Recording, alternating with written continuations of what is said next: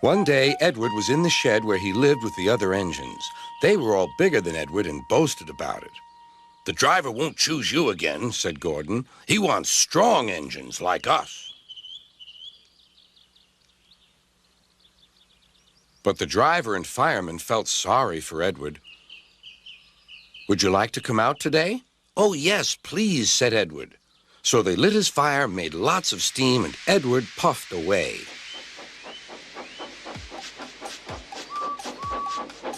The other engines were very cross at being left behind.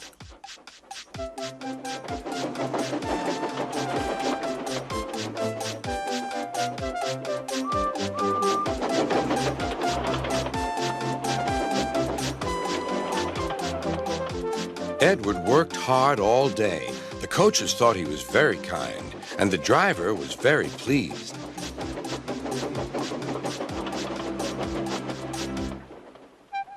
"I'm going out again tomorrow," Edward told the other engines that night. "What do you think of that?"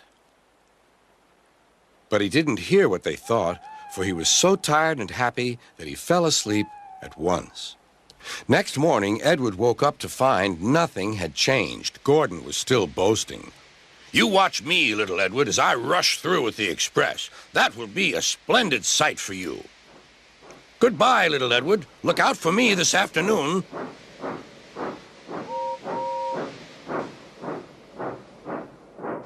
Edward went off to do some shunting. He liked shunting. It was fun playing with freight cars. He would come up quietly and give them a push. Then he would stop, and the silly freight cars would go bump into each other. "Oh!" they cried. "Whatever is happening?"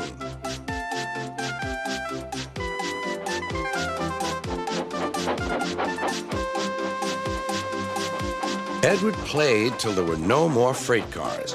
Then he stopped to rest. Presently, he heard a whistle.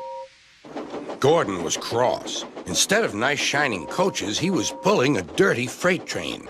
"A freight train, a freight train, a freight train," he grumbled. "The shame of it, the shame of it, oh, the shame of it." Edward laughed and went to find some more freight cars.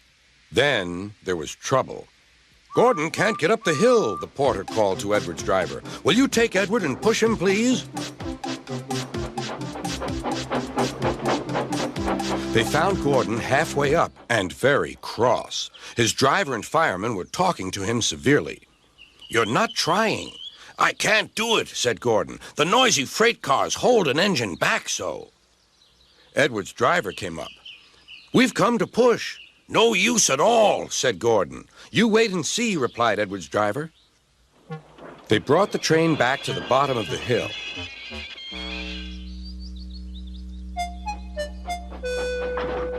"I'm ready," said Edward. "No good," grumbled Gordon. They pulled and pushed as hard as they could.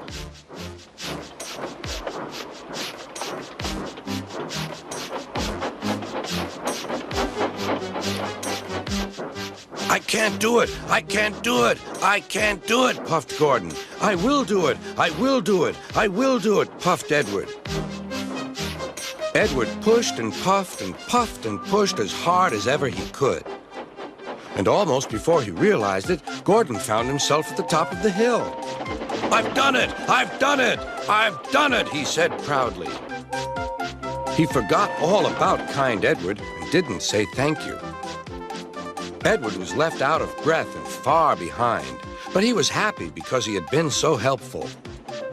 At the next station, he found that the driver and fireman were very pleased with him. The fireman gave him a nice long drink, and the driver said, "I'll get out my paint tomorrow and give you a beautiful coat of blue with red stripes. Then you'll be the smartest engine in the shed."